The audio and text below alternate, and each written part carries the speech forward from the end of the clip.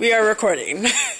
How did the Cold War affect your life? Oh, my father was a high-ranking military officer in military intelligence.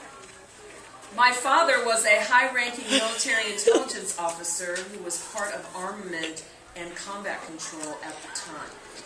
Unbeknownst to us, he was also an espionage agent who went to and from Germany and Russia quite frequently to bring back information to the American government. So it affected me because my father was never home. Okay, you just answered my second question. What is a specific memory from them for you? The Bay of Pigs invasion in 1960, whatever it was, when the communists placed nuclear, I don't know, George Bush, when they placed weapons onto Cuba, and JFK was the president at the time, told them to they had 24 hours or however long to get them out of there. I didn't see my father for 3 weeks. He was at the command center. He was the officer in charge of pressing the button that would release our nukes to blow up Cuba. Were you ever scared I was terrified. His life was in danger? Yes. Why was the United Nations important to you? The United Nations? The United Nations is a humanitarian effort as far as I'm concerned. So the United Nations is not particularly important to me, except there was that moment when Khrushchev was at the United Nations and he took off his shoe and he banged on the desk and he said, "We will bury you," to the United States ambassador. And I was terrified by that because my father, no, I saw it on TV because I'm that old. Shh. What was a good thing about the Cold War for you, if any? No one was getting killed. There were no active bombings, no active combat. But there was a real sense of existential dread, even though I was a little girl, because we knew something was happening, but we didn't know what it was. Yeah. Why was it tough to live then? Like live in that time era in the community? As I said, my father was never at home. Everyone in the neighborhood knew that he was somehow connected with the military, so people bothered my mother a lot. You know, like, what's going to happen next? Is there going to be an atomic war? My mom was under a lot of stress. And all of us felt it as well. You know, so that wasn't very good. Okay. Did the Cold War ever frighten you, and besides your father, and if it did, then why? Well, as I think I already answered that question. I was afraid the communist threat was very real in our household. And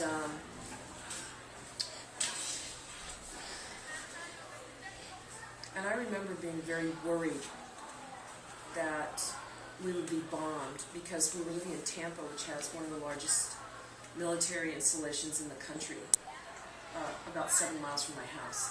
And I was really afraid that we would be obliterated. Even though I was so little, you know, I was only, I think, 12 years old maybe at the time. And so I didn't understand the whole thing, but I knew something was really wrong. The way you said things, like, how did the Cold War affect your family? Not you, not like your community, but your family. And not because your father was in the war, just the whole thing. I don't think I can separate that. Because he was so integrally a part of that war that it's really impossible for me to do that. Well then, how did that affect your community? Like the people around you? Well, I was in a parochial school at the time, and this is going to sound so heretical, but we really stepped up our rosaries. You know, it used to be that we would say our rosaries only on Thursdays, but at our school started saying it every single day. And so there was this heightened sense of hope that God would somehow save us from whatever was going on. And then when we didn't get bombed or get into an actual nuclear war, it was pretty much chalked up to God, whereas it should have been chalked up to the diplomacy of the United States. How did you react when you first heard that we were in a war with the Soviets? You know, I remember first understanding that when I was in 3rd grade. And my father was gone for a long time. It turned out later that he was in Moscow. And I remember missing him very, very much. And my mother comforted me by saying, Daddy is keeping the communists from coming over here and hurting you and your brothers. Of course, I probably cried for 7 or 8 days because I was a sensitive child. Did you even know what communist meant? I did know what communist meant. My parents were very clear on that. And they never treated us like we were, little mindless. They told us very clearly. Did you ever do the duck and cover drills? All the time. All the time. And even then, I remember saying to one of the nuns, what's the point of this? If a big bomb's going to drop, we're all dead anyway. And then I got in trouble. I had to go clap the erasers outside. Remember I told you about that? So, yes, we did. Did everybody take it seriously? Everyone took it seriously, pretty much except our family. Really? Because we were all like, whatever. Even we were all cynics, even at age 9 or 10. If the Cold War didn't exist, would life we live in today be different? Probably. I really haven't given it any thought, and I'll have to think much more deeply about it. But probably. I'll have to think about that. I'll have to get back to you. And random question, but what was the music like at that point in time? I remember, the Beach Boys were just coming on, and they were awesome. And then there was a lot of that whole girl group stuff, My orphan's back, that kind of thing. And then, but in our family, we listened to a lot of classical music and jazz, in the house. Yeah. But the music, I think, was real mindless. Like 99 Red Balloons. Oh, no, not that mindless. And then, in about 60, I guess it must have been 65, then Bob Dylan showed up and just changed everything. So.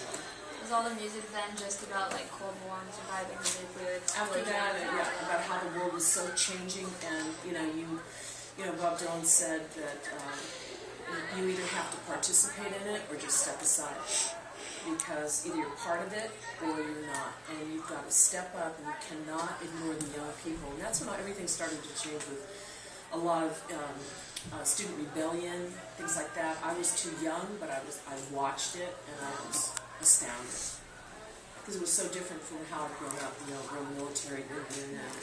If you're, especially since your father was in the military and all that, were you ever motivated to start rebellions and I was motivated, but I never did it, because I could not slap my father in the face like that. Yeah. I took a lot of abuse when I was in college for being the daughter of a baby killer.